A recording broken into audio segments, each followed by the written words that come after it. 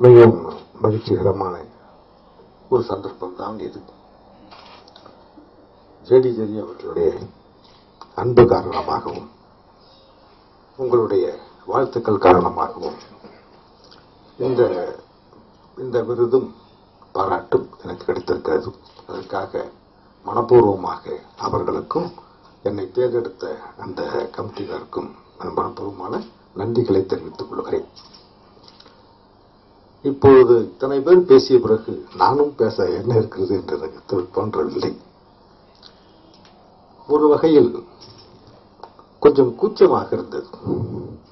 கூச்சம் இருக்கத்தான் செய்யும். கூச்சமாக பாராட்ட போகிற பொழுது கூச்சமாக இருக்கிறது. என்னால் பாராட்ட கேட்டே வளர்ந்தவன் இல்லை. நான் அபூர்வமாக இது போன்ற பாராட்டுகளை கேட்கிற பொழுது தமிழ் எழுத்துச் சூழலில் யாரும் யாரையும் பாராட்டிவிடக் கூடாது என்று சொல்லுங்கள். நான் என் வாழ்வில் சுமார் ஒரு 100 இளம் எழுத்தாளர்களையாவது முன்னுரை கொடுத்தோ அந்த வெளியீட்டு விழாவில் கலந்து கொண்டோ வாழ்த்திருக்கிறேன், பாராட்டியிருக்கிறேன். என்னால் முடிந்த ஒரு சீனியர் ரைட்டராக நீங்கள் ஒப்புக்கொள்வீர்கள் என்றால் ஒரு சீனியர் ரைட்டராக இளம் எழுத்தாளர்களை நான் ஊக்குவித்திருக்கிறேன். அதுபோன்ற தருணங்கள் தான் என் வாழ்க்கையில் மிக முக்கியமான பணியாக நான் கருதுகிறேன். ரொம்ப கஷ்டம்தான். இப்போது கூட என் மேசையிலே ஒரு 10 பேருக்கான முன்னுரை எழுதி கொடுக்க வேண்டிய கடமை இது காத்திருக்கிறது. இந்த புக் ஃபேர்ல கொண்டு வர வேண்டும் என்று நினைத்த 2 பேரை ஏமாற்றியவன் நான் தான். அவர்கள் என்னை ஒருபோதும் மன்னிக்க மாட்டார்கள். ஆனாலும் கூட எழுதி கொடுத்து விடுவான் என்ற நம்பிக்கையில் அவர்கள் இருக்கிறார்கள். நண்பர்களே, மிக மகிழ்ச்சிகரமாக இருக்குது. இத்தனை பேரும் பேசியது இந்த அவருடைய அன்பு காரணமாக என்றே நான் எடுத்துக்கொள்கிறேன். சற்று உண்மை இருந்தது என்றாலும் கூட அன்பு காரணமாக நான் அதை ஏற்றுக்கொள்கிறேன். என்னுடைய எழுத்தில் எது அவர்களை கவர்ந்திருக்கிறது என்பதை பற்றிய எனக்கே ஒரு புரிதல் இப்பொழுது ஏற்பட்டிருக்கிறது. அது முக்கியமாக நான் கருதுகிறேன். மட்டுமல்ல, நான் உங்களிடம் சில விஷயங்களை சொல்ல வேண்டும். எனது எழுத்துக்களில் பாதிக்கு மேல் எனக்கு பிடிக்காதவை நான் அவ்வாறு எழுதக்கூடாது என்று இப்போது நினைக்கிறேன். இப்போது இந்த தருணத்திலே கடந்த சில ஆண்டுகளாகவே நினைத்திருக்கிறேன். நானாக எழுதியவை மிக சிறந்த படைப்புகள், அது சந்தேகமே இல்லை. மற்றவர்கள் என்னை எழுத செய்தவை இன்று சாயங்காலம் சொல்லி நாளை காலையில் கேட்டவர்கள், இன்று காலையில் சொல்லி மாலைக்குள் கேட்டவர்கள் என்று ஒரு பெரிய நீண்ட பட்டியலே என்கிட்ட இருக்கு. இதெல்லாம் எழுதணுமா நீங்க கேட்கலாம். அப்படி எழுதுனால்தான் நான் உயிரோடு உங்க முன்னால் நிற்கிறேன். இல்லைன்னா எழுதிருக்கவே முடியாது. சில விஷயங்களுக்காக சில விஷயங்களை பலி கொடுக்கத்தான் வேண்டியிருக்கிறது. ஆனால்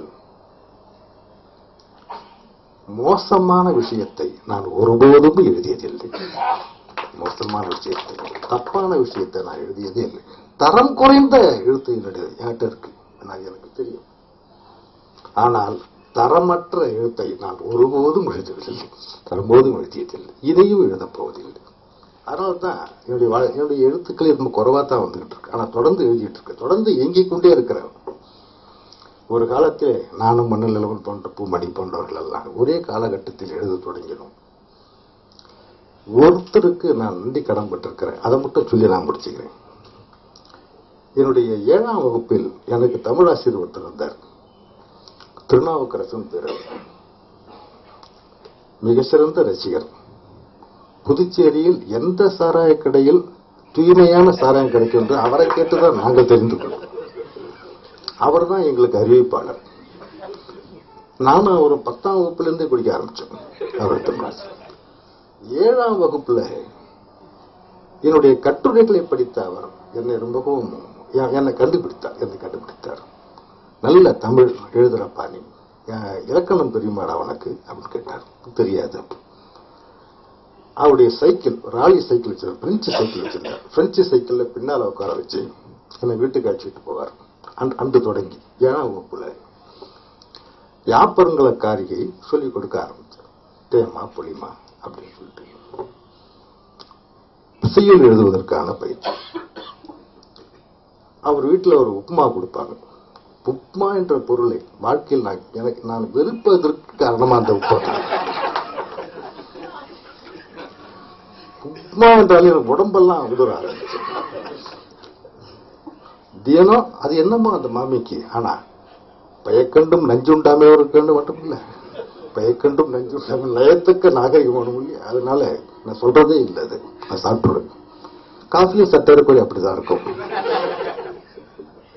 ஆனால் அதன் பிற்பாடு 1 மணி 2 மணி நேரம் ஆசிரியர் எனக்கு வகுப்பு எடுப்பார். உலகத்து இலக்கியத்தின் உன்னதங்களை எல்லாம் எடுத்து சொல்லி கொடுத்தார். அந்த வருஷம் இறுதியிலே கண்ணதாசன் நடத்திய தென்றல் பத்திரிகையிலே ஒரு வெண்பா போட்டியில் கலந்து கொண்டு நான் வெண்பா எழுதினேன். வெண்பா புலவர்களுக்கெல்லாம் புலின்னு சொல்லுவாங்க, எனக்கு கரைச்ச புலி தான். அது ஒரு சாதாரண நான் நன்றாகவே எழுத முடியும். இப்போ அது தமிழ் மரபையும் தமிழ் அந்த யாப்பு ஒழுங்கையும் அது ஒரு நுட்பம். அதை புரிந்து கொண்டால் எல்லாம் யார் வேணாலும் பண்ணலாம், அது ஒன்றும் பிரச்சனை இல்லை. அந்த வருடம் இறுதியிலே கண்ணதாசன் நடத்திய வெண்பா போட்டியிலே நான் பரிசு பெற்றேன். கண்ணதாசன் எனக்கு 2 ரூபாயோ 3 ரூபாயோ அனுப்பி வச்சார், பத்திரிகையிலேருந்து வந்தது. அது ஒரு மிகப்பெரிய விஷயமாக எனக்கு பட்டுச்சு. என்னால் எழுத முடியும் என்று அவர் கண்டுபிடித்தார், எனக்கு தெரியாது. தொடர்ந்து எழுதி 8ஆம் வகுப்பு வருகிற பொழுது எங்கள் ஊர்ல ஒரு பத்திரிகை தமிழ்ச்செல்வின்னு சொல்லிட்டு ஒரு பெரிய அறிஞர் சுந்தரவேலனார் சொல்லிட்டு அறிஞர் நடத்தினார். அதுல 8ஆம் வகுப்பு படிக்கும் போதே காதல் என்ற தலைப்பில் ஒரு கட்டுரை எழுதினேன். எங்க தமிழ் வாத்தியாருக்கு சரி இப்படியா தொலைஞ்சுப்போம், ஏதாவது எழுதிக்கிட்டே இருக்கு அப்படியெல்லாம் சொல்லி என்னை ஊக்குவிச்சு அப்படி இருந்தார்.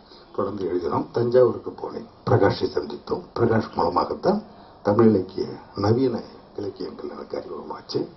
இப்படியே வந்தோம். நண்பர்களே, போதும் நினைக்கிறேன்.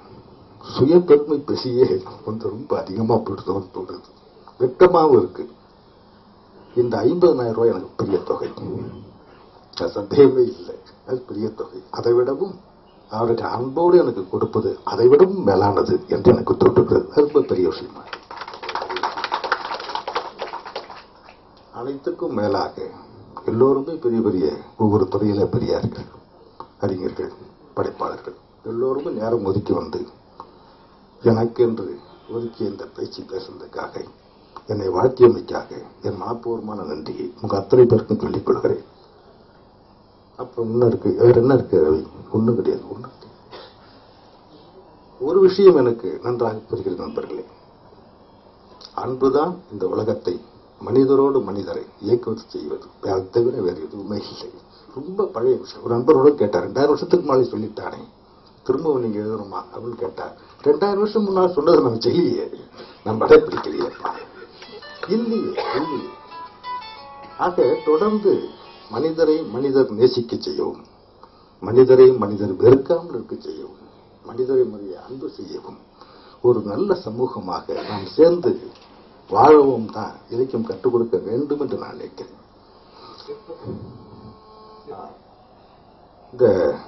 அந்த ஓவியம், அந்த சிற்பம் எனக்கு, அந்த சிற்பி எனக்கு தெரியும். கும்பகோணத்தில் வச்சுதான் அவர் நான் சந்திச்சேன். எனக்கு என்று ஒரு அழகான சிற்பம் கூட பண்ணி கொடுத்திருந்தார். அப்போ தேனகாம்பரமா தான் அந்த சிற்பங்கள் எல்லாம் நமக்கு அறிமுகமாச்சு. அப்படி இந்த சிற்பம் தான் ரொம்ப அழகான சிற்பம் தான், ரொம்ப ஆக்கப்பூர்வமான சிற்பமாக இருக்கிறது. நண்பர்களே, அன்பு என்று பற்றி சொல்லிக் கொண்டிருந்தேன். அதுதான் உலகத்தை என்றும் நிலைப்பதாக இருக்கக்கூடிய ஒரே விஷயமாக. நண்பு நேசிக்கணும், ஆண்களும் பெண்களும் நேசிக்கணும்னா உடனே காதலும் ஒரு நேசிப்பு தானே. அன்பு பல பரிமாணங்களை பெற்றுக்கொள்றோம். அதெல்லாம் சாதிகள் இல்லாத, மதங்கள் இல்லாத, சச்சரவுகள் இல்லாத அன்பான ஒரு உலகத்தை. பாதிரி மாதிரி பேசுறேன் நினைக்கிறது. பாதிரி பெரும் பேச்சு தான் செஞ்சுட்டு இருப்பாங்க, நான் எழுதவும் செய்யறேன், அப்படி பார்த்துக்கிட்டு இருக்கேன். பல பாதிரிகள் நமக்கு தெரிஞ்சதா இருக்கு. ஆகவே இந்த இனிய தருணத்தில் உங்களை எல்லாம் சந்தித்ததிலும் சில கருத்துக்களை கூட பகிர்ந்து கொள்வதில் எனக்கு வாய்ப்பு கொடுத்த உங்கள் அத்தனை பேருக்கும் என் நெஞ்சார்ந்த நன்றியை தெரிவித்துக் கொள்கிறேன். நன்றி.